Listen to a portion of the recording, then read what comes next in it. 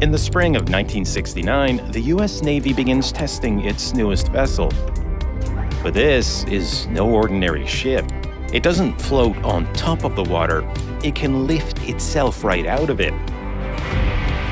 And because of that, it can do what no other ship can: move at unheard of speeds, operate in rough seas. Season. They want to show that Russia still has a navy and it's still in the fight to support Assad. That's where these planes are going to be needed a bit further down the line, not an immediate fight for Aleppo, but they know they've got to stick by. USS Plainview American navy की वो ship थी जिसने launch होने से पहले ही Soviet union की नींदें उड़ा दी थी। गहरे और तूफानी समंदरों में जहां नॉर्मल कॉम्बैट शिप को बहुत सारी रुकावटों का सामना करना पड़ता है, वहीं यूएस नेवी की ये नई शिप लहरों को बाईपास करके पानी पर तैरती नहीं बल्कि लिटरली उसके ऊपर उड़ती थी। पर सोचने की बात यह है कि अगर ये इतनी एडवांस शिप थी तो फिर आखिर इसमें ऐसे क्या मसले पेश आए जो यूएस नेवी को इसे हमेशा के लिए डिकमीशन करना पड़ा। MKTV की वीडियोस में एक बार फिर से खुशामदीद। दोस्तों, ये बात है 1960 की, जब वर्ल्ड वॉर 2 के बाद अमेरिका और सोवियत यूनियन के दरमियान कोल्ड वॉर चल रही थी। दोनों मुमालिक अपने इत्तेहादियों के साथ मिलकर ताकत का भरपूर मुजाहिरा कर रहे थे। हर कोई सिर्फ इस रेस में लगा था कि कैसे भी करके खुद को दुनिया के सामने ज्यादा ताकतवर दिखाया जाए।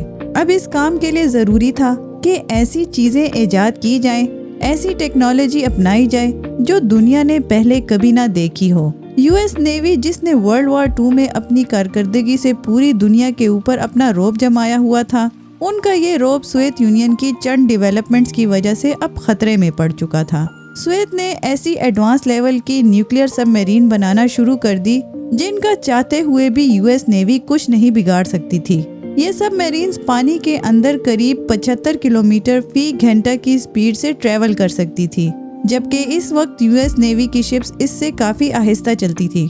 न सिर्फ इनकी स्पीड बल्कि ये 350 मीटर की गहराई में जाकर खुद को पूरी तरह से यूएस नेवी के रडार्स और सोनार स्कैनिंग सिस्टम से छुपाने की सलाहियत भी रखती थी। अमेरिका को खतरा था कि सोवियत सबमरीन यूएस नेवी की शिप्स को आसानी से फॉलो करके उन पर हमला कर सकती हैं, और अगर उनकी कॉम्बैट शिप्स रडार पर डिटेक्ट भी हो गई तो फिर भी वो सोवियत सबमरीन्स का कुछ नहीं बिगाड़ पाएंगी, क्योंकि तेज चलने की वजह से न सिर्फ उनको पकड़ना मुश्किल था बल्कि उस वक्त की टॉर्पीडो मिसाइल्स जो अंडर वाटर गाइडेड मिसाइल होते हैं, उनकी स्पीड भी सोवियत सबमरीन से काफी कम थी। सोवियत यूनियन की सबमरीन्स का मामला यूएस नेवी के गले पड़ गया था।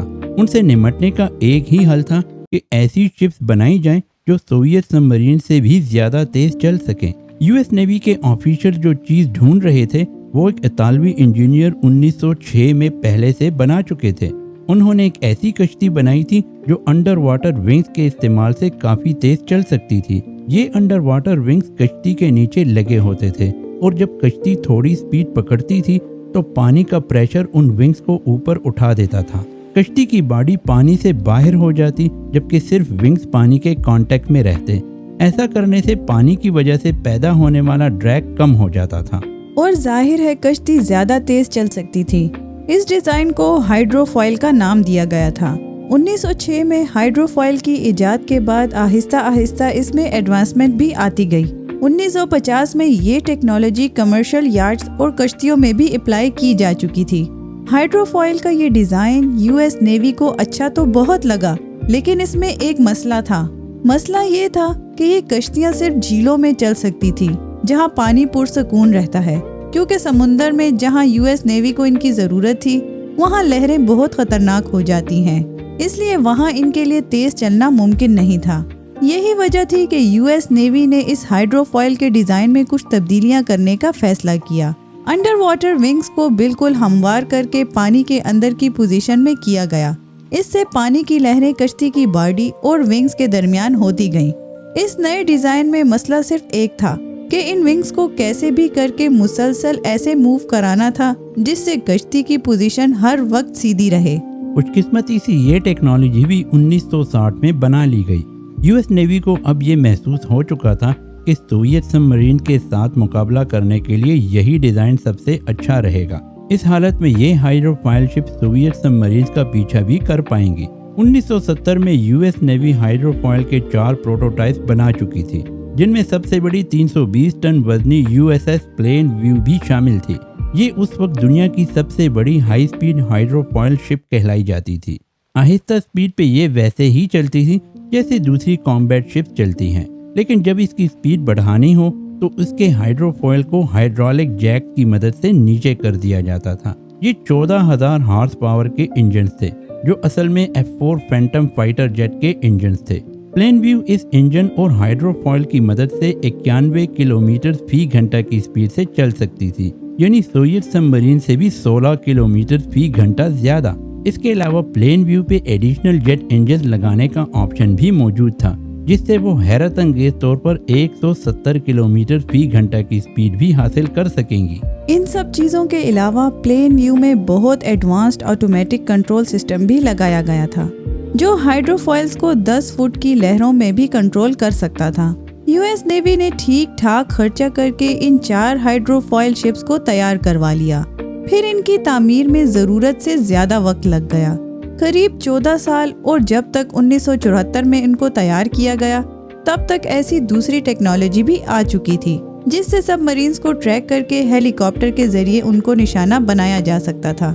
यानी हाइड्रोफॉयल को जिस मकसद के लिए बनाया गया था वो तो अब दूसरे तरीके से भी किया जा सकता है।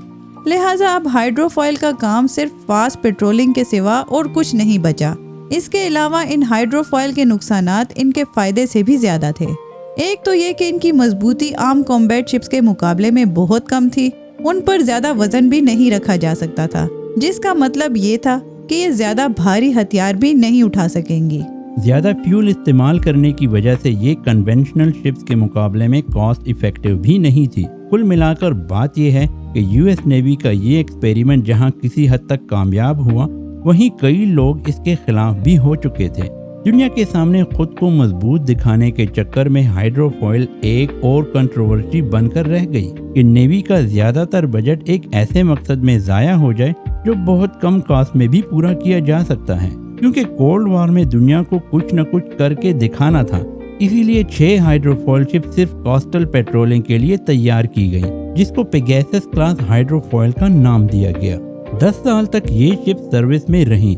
इसके बाद 1991 के कानून में फाइनली सोवियत यूनियन टूट गई, कोल्ड वॉर का इख्तिताम हो गया, और साथ ही 1994 में इन हाइड्रोफॉयल्स को हमेशा हमेशा के लिए डिकमीशन कर दिया गया। वो शिप जो एक दौर में उड़ा करती थी, आज एस्टोरिया के साहिल पे इसका मलबा लावारिस पड़ा हुआ है। उम्मीद है MK TV की ये वीडियो भी आप लोगों को पसंद आई होगी। आज के लिए इतना ही दोस्तों। नेक्स्ट वीडियो तक के लिए अल्लाह हाफिज।